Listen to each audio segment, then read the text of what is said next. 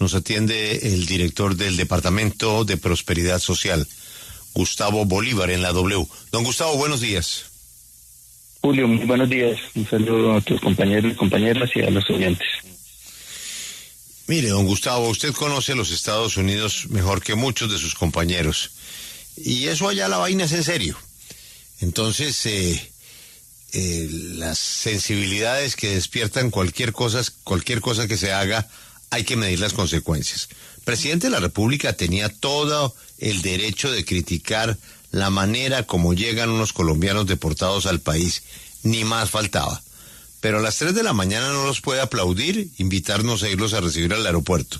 Y a las 3:45 no puede volver los aviones, porque resulta que Estados Unidos es un país serio y eso tiene unas consecuencias. ¿Qué se puede hacer? No para que el presidente no exprese la opinión que quiera, la queja que quiera, defienda nuestra dignidad, nuestra soberanía, para que dejemos de manejar este país con la cuenta de X a las 3:45 de la mañana. Pues Julio, yo creo que mirando para adelante, no es que sea un triunfo de Estados Unidos ni un triunfo de la diplomacia colombiana. Aquí los que ganan son los inmigrantes que de verdad venían en unas condiciones inhumanas. Hoy ya llegó el primer avión, los inmigrantes vienen sin esposa en los pies, sin esposa en las manos, y se les atendió, los recibió el gobierno nacional, y a mí ya me dieron la orden de preparar un programa de crédito productivo para ellos, porque la inmigración se detiene, generando oportunidades dentro del país. Así que yo entiendo la preocupación de la gente, nosotros también la tuvimos, no creas que no estuvimos intranquilos, ese fue un domingo muy largo para todos nosotros, pero al final, incluso con el pronunciamiento de la ONU respaldando al gobierno en que el trato a los inmigrantes debe ser humano, pues yo pienso que ganan ellos. Son personas que emigran de sus países por las faltas de oportunidades.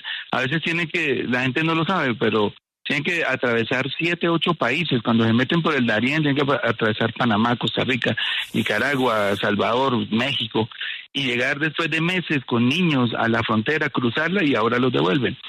Una persona que hace eso es porque tiene una necesidad de cambiar su vida, y que los devuelvan esposados, de manos, amarrados de los pies, como si fueran unos delincuentes. A mí me parece que en eso sí acierta el presidente Petro, porque ya a partir de ahora, y yo creo que todos los países del mundo lo van a reclamar, los inmigrantes van a venir en condiciones dignas, sin quitarle a Estados Unidos el derecho de expulsar de su territorio a quien quiera.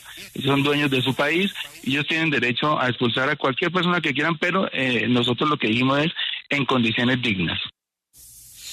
Sí, don Gustavo, pero con las consecuencias que vivimos.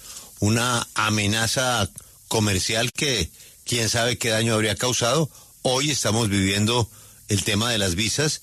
Si usted viaja hoy a los Estados Unidos, tendrá que someterse a una inspección especial y tal vez aclarar que en esos aviones que han venido muchas veces, son muchísimos, en esos aviones no vienen solamente esa persona que intentó cruzar el Darién y que se caminó Centroamérica, también vienen criminales de alta peligrosidad. ¿Qué dice el gobierno de los Estados Unidos? El presidente lo escribió.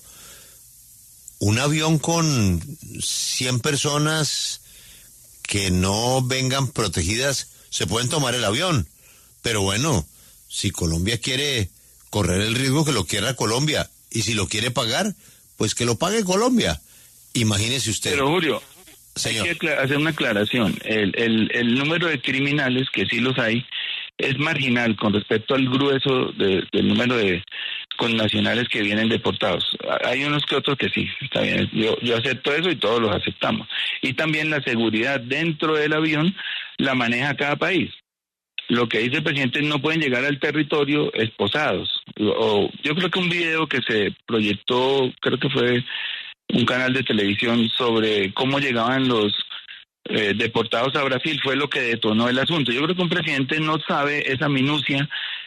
Sabemos que han llegado muchos aviones, incluso desde antes del gobierno Biden y durante el gobierno Biden, con deportados, pero creo que ese video fue el que le hizo creer al presidente que tocaba hacer un reclamo. Estoy de acuerdo con ustedes, no era el momento, tal vez, no era la hora, ya los aviones habían despegado, tal vez ahí hubo falta de información, pero al final, y con los riesgos que se corrieron, incluso por el tema del aumento de los aranceles, que ya fue solucionado.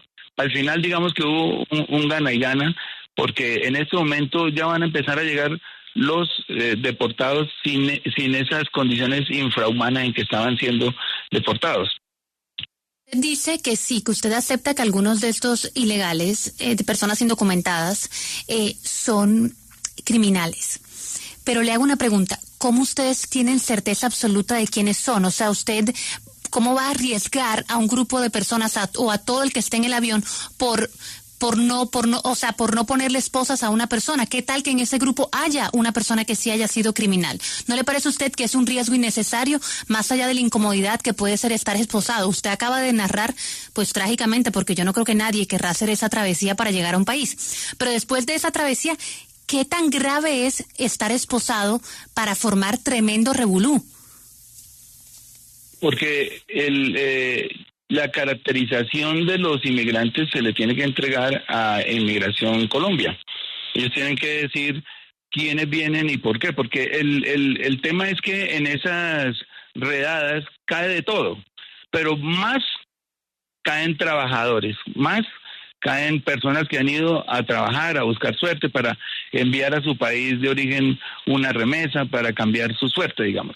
Pero no son ni siquiera son la minoría, son cifras marginales y no son criminales de delitos, digamos, grandes, porque si no, pues estarían en la cárcel.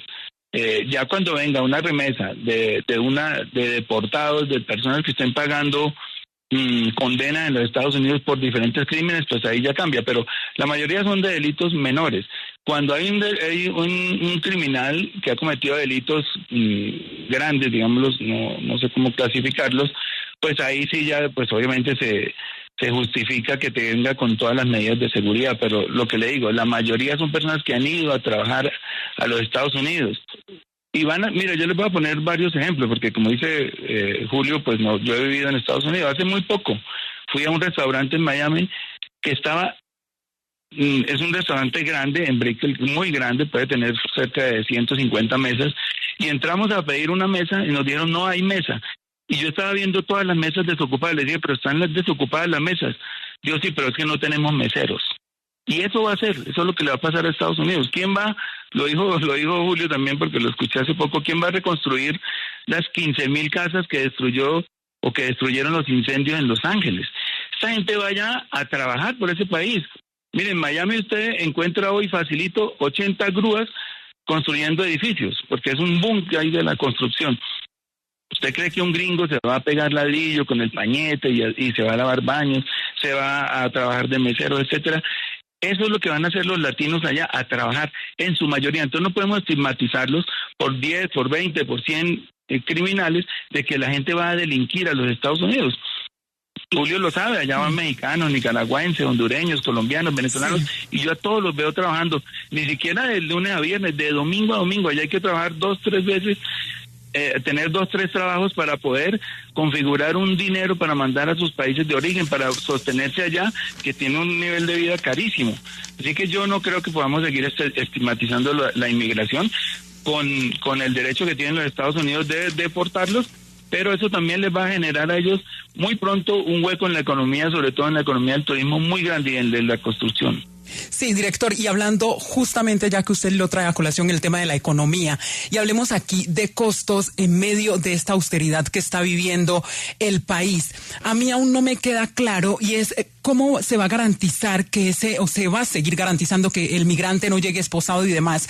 ¿Seguirá Colombia enviando sus aviones para traerlos o se va a garantizar eso con aviones militares de Estados Unidos? No, digamos que esto de los aviones colombianos yo creo que son los primeros vuelos, pero son tantos, yo creo que llegan 2 vuelos semanales, o sea, estamos contando más de 100 vuelos al año. Eso ya lo va a hacer los Estados Unidos en sus aviones. Lo que tengo entendido que se acordó es que no viene personal militar dentro de esos aviones, sino personal del Homeland, que es la digamos, de policía de inmigración, y ellos podrían venir para también responder a tu pregunta, no sé si fue de Ana, podrían venir esposados durante el vuelo, pero a Colombia tienen que llegar, bajar del avión sin esposas, ni en los pies ni en las manos. Digamos que eso es parte del acuerdo. Gustavo, una de las medidas que anunció el presidente Trump, el gobierno de los Estados Unidos, fue quitarle la visa a los funcionarios. Dentro de eso es usted, me imagino. Y el impacto también, pues, terminó afectando a muchísima gente que llegó ayer allá a la sección consular de la embajada con su cita de 1 año, 2 años. Usted hubiera visto ese desfile también de personas, de familias, de niños que tenían sus planes. Todo eso también por un trino. ¿No hay que pensar en eso cuando se toma una decisión de ese tamaño? Pues yo me imagino que el presidente no tenía en su cabeza unas retaliaciones tan fuertes y tan inmediatas. Yo no creo que nadie, sabiendo que esa iba a ser la consecuencia, iba a hacer ese reclamo que ya también lo hicieron otros países como México y como Brasil. Pero allá al darse la retaliación inmediata, pues obviamente ahí salieron todos los miembros de la diplomacia a solucionar el impasse. Pero al final, de verdad, mira, tal vez ninguno de nosotros ha vivido esa situación, pero debe ser muy denigrante que uno lo separen de su familia. Es que esos inmigrantes a veces cuando los cogen en una redada no llegan a la casa, ya hay niños y esposas esperándolos, que los devuelvan para siempre y en esas condiciones. Hay que pensar en el ser humano también. Y las consecuencias pues se van a solucionar, yo tengo esa seguridad. El mismo presidente Trump dijo que tan pronto llegara el primer avión a Colombia y aceptáramos los deportados, iban a cesar esas sanciones, pero al final, les digo, valió la pena. Yo sé que estuvieron en riesgo muchas cosas, pero al final valió la pena. Sí, mire, director, es que usted hace unos instantes dijo que de repente el presidente Petro se dejó llevar al ver las imágenes en televisión de lo que había pasado con unos de estos deportados que llegaron al Brasil. Y luego usted señaló que el presidente seguramente se dejó llevar porque no sabe la minucia. ¿Usted le parece responsable que se tome una decisión como la que tomó el presidente de no aceptar un avión con deportados sin saber la minucia? ¿Eso es responsable con un país? No, pero es que yo le voy a decir algo. Ni siquiera dentro de una entidad, yo manejo una entidad, imagínate, aquí puede haber 200, 300 entidades del orden gubernamental. Ni siquiera dentro de una entidad un director conoce las minucias de las cosas. Yo creo que él sabe que vienen 100 aviones, él sabe que vienen 2 semanales, él sabe que vienen deportados, pero no creo que uno le alcance la cabeza para preguntar si vienen amarrados, claro, si no, sino cuando director, uno los ve. Pero la minucia, director, digamos, en un gobierno, ¿no cree que eso debería haberlo? Es muy complicado conocerlas. Claro, pero director, ¿no cree que eso era lo que debería haber esperado el presidente? Debería haber indagado antes de lanzar un trino a las 3 de la mañana, conocer el detalle para tomar decisiones al detalle y no sin saber la minucia como usted lo dijo. Yo aquí entro en el terreno de la especulación, pero yo pienso que es que él creía que los aviones iban a despegar o no habían despegado. Yo no creo que uno tome esa decisión sabiendo que los aviones ya venían en el aire. Y ahí sí, le entrego la razón. Pero el tema de que uno sepa en qué condiciones vienen, yo creo que lo debería saber, por ejemplo, en primer término, el funcionario de inmigración. Y si nunca se lo contó, porque es que son muchas cosas las que pasan en un gobierno, es que es Catatumbo, Cauca, bueno, ustedes saben todos los problemas que hay. En este momento estábamos concentrados en Catatumbo y seguramente la crisis se traslada la otra semana a otro sector y la atención se centra sobre esos sectores donde van estallando las crisis diferentes, que no son crisis generadas por un gobierno, sino por un histórico que hay aquí de décadas de violencia y etcétera. Bueno, ese es otro tema. Pero yo creo que es que él no sabía que los colombianos estaban llegando esposados de pies y manos como los peores criminales. Director, permítame insistirle con el tema de los costos.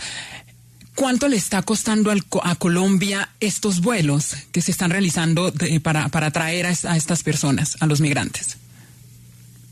Yo no tengo, pues en este caso el combustible. porque los aviones son de la Fuerza Aérea, pero no tengo el costo, la verdad no sé cuánto cuesta, pero para darle tranquilidad a 200 personas que fueron las que llegaron en los dos vuelos, yo creo que no es suficientemente alto el costo con relación al precio que estaban pagando estas personas al llegar en ese estado. Mire, al inmigrante ni siquiera le avisan a su familia que ya viene, lo paran ahí en la puerta del aeropuerto El Dorado, ya no tienen ni para el taxi, no saben ni qué hacer. Es que ponerse en el lugar de esas personas. Entonces el gobierno dijo, en adelante vamos a recibirlos, vamos a darles atención psicológica, vamos a darles programas de reinserción, de retornados, para que trabajen, para que tengan crédito. Yo creo que eso no es malo.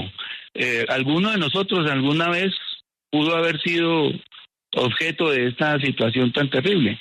Así que en adelante las cosas van a cambiar y esa es la ganancia de esta crisis que se generó, aunque reconozco que hubo riesgos y graves, pero al final ganaron todos. Gana Estados Unidos porque se aceptan los deportados, gana Colombia porque le aceptaron que los deportados llegaran en condiciones dignas, pero ganan más ellos, porque llegan en condiciones humanas, porque van a tener un nuevo tratamiento al llegar a Colombia, y me imagino que muchos otros países de Latinoamérica, incluso de Asia o de África, donde los deportan, también van a adoptar estas medidas a raíz de una crisis que ayer se volvió mundial.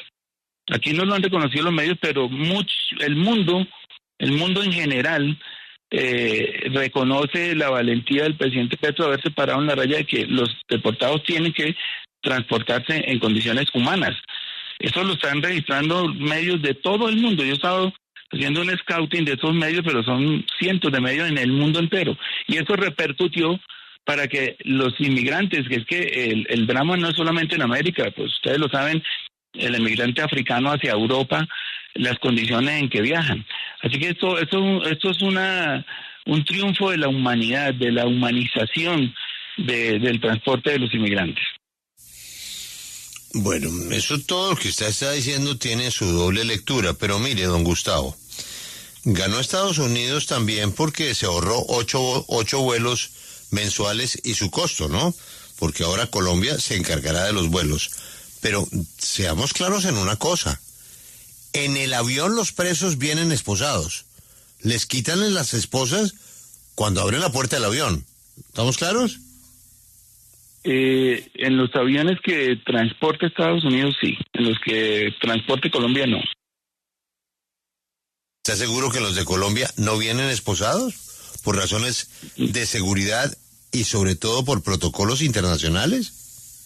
Pues eso fue lo que se negoció, que entre los aviones de los dos, pero es que, Julio, yo creo que Colombia no va a asumir Gustavo, el costo. Es que la palabra negoció. Todos los vuelos. La palabra negocio, aquí no hubo negocio. Hay un comunicado de la Casa Blanca que dice claramente, Colombia se compromete a hacer lo que diga Estados Unidos. Eso no es un negocio.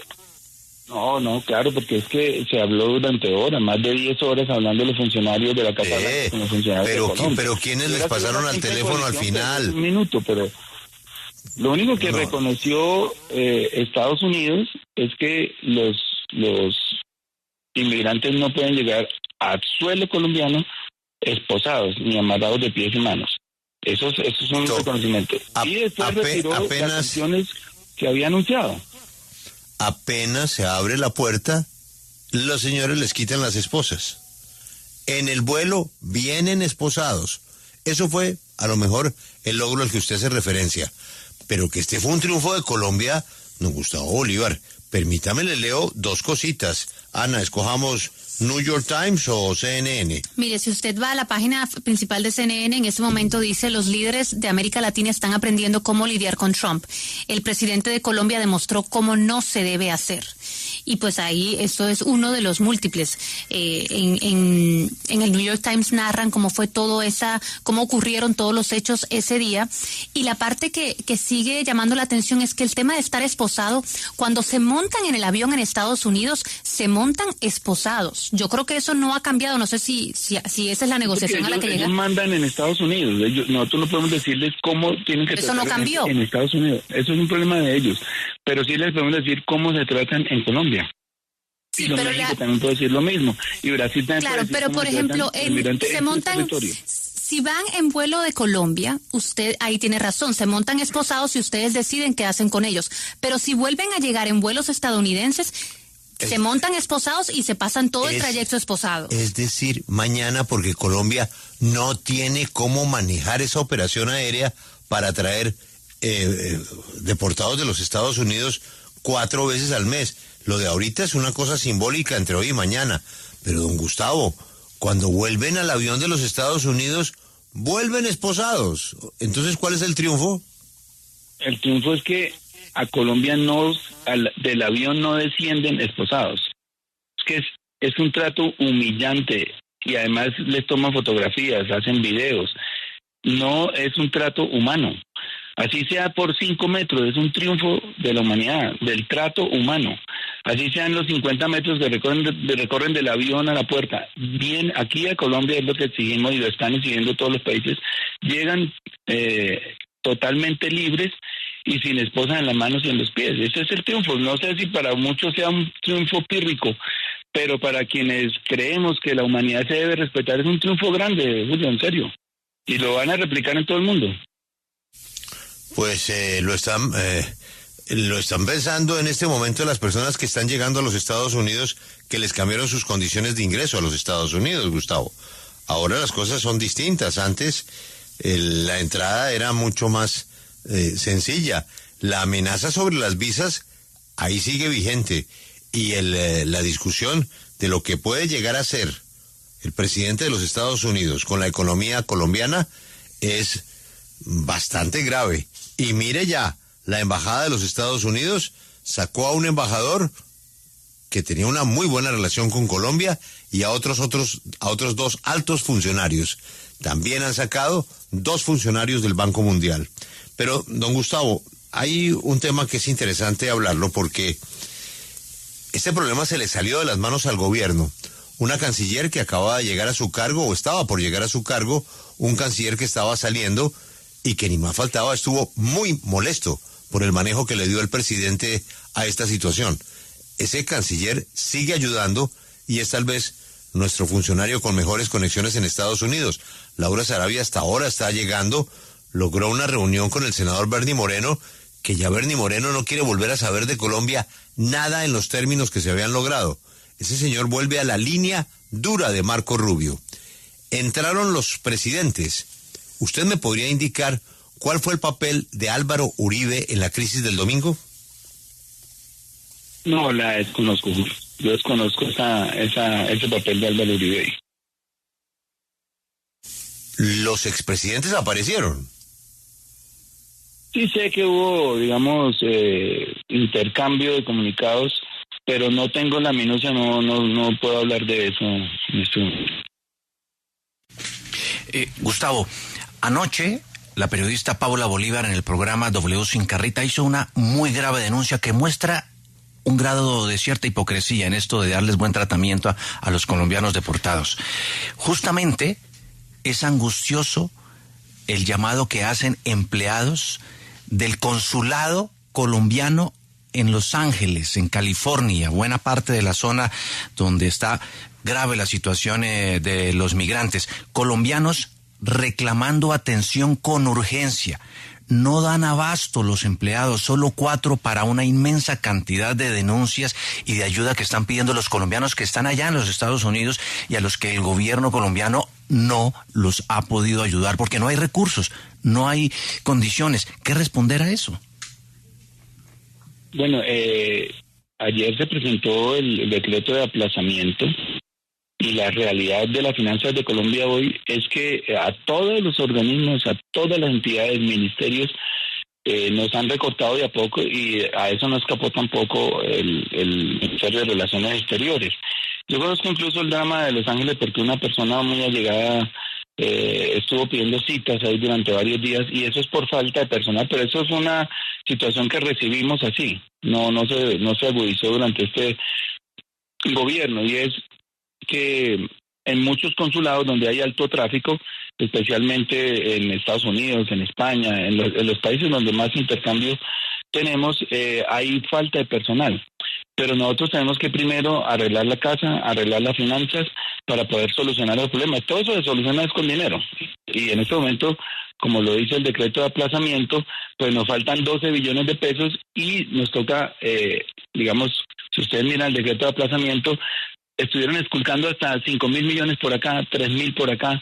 Es una lista gigante de entidades a las que le están recortando de a poquito hasta completar 12 billones. Eso fue un trabajo del presidente de la República de casi todo el mes de diciembre y principios de enero, de coger entidad por entidad, rubro por rubro, y ir sumando, así fuera poquito, hasta completar 12 billones. Eso no fue un trabajo fácil, que no hubiera podido evitar el Congreso de la República si, como a todos los presidentes, a todos, le aprueban la ley de financiamiento. A todos los presidentes de este país, cuando han tenido faltantes en el presupuesto, les han aprobado una ley de financiamiento, menos a Petro. Entonces ahí tenemos que pagar las consecuencias muchas entidades, muchos ministerios, pero finalmente es el usuario, es la persona, es el ser humano que está detrás de las cifras.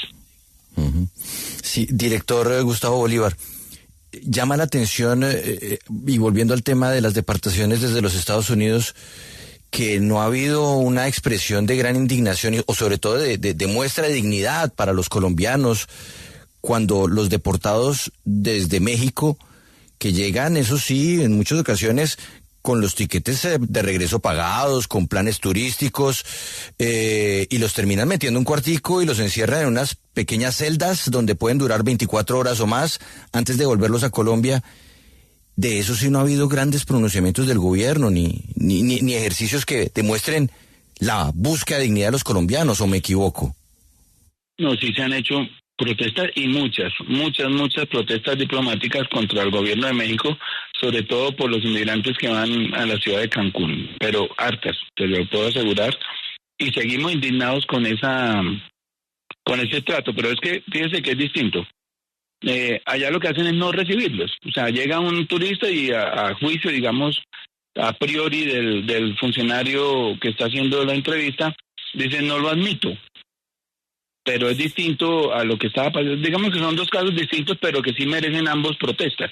Y sobre el trato que le están dando a los turistas colombianos en México, sí ha habido varias protestas y seguirá habiendo hasta que se regularice esa situación, porque no es normal que una persona vaya a un país a dejarle dólares, a engrandecer su economía del turismo y le den ese trato. Eso sí ha habido varias protestas. Pues don Gustavo, si usted viaja hoy a los Estados Unidos, lo primero que le van a preguntar después de que usted pase su control migratorio, cuando usted cree que ya conquistó otra vez la calle y que está con un pie a la salida, alguien se acerca y le pregunta, ¿usted de dónde viene? Si usted viene de Colombia, le toca hacer una fila de salida diferente. Lo están esperando 2 escáneres. Si usted tiene buena suerte, pasa rápido. Los escáneres ya se los habían hecho a su maleta internamente. Pero ¿esto qué busca? Volvérselos a hacer e incomodarlo. Pero no están incomodando al pasaporte colombiano. Están incomodando a todos los pasajeros que lleguen de Colombia, muchos de ellos en tránsito. Esos pasajeros van a buscar otro destino después de lo que les va a pasar durante estos días. Pero otro ejercicio. Saque la cita en el aeropuerto de Miami para la famosa Global Entry. Esta cita, el 90% de las veces se pasa la inmigración en 1 minuto. Eso no sabemos si vaya a cambiar, que sería pues otro camino ideal. Luisa, última pregunta.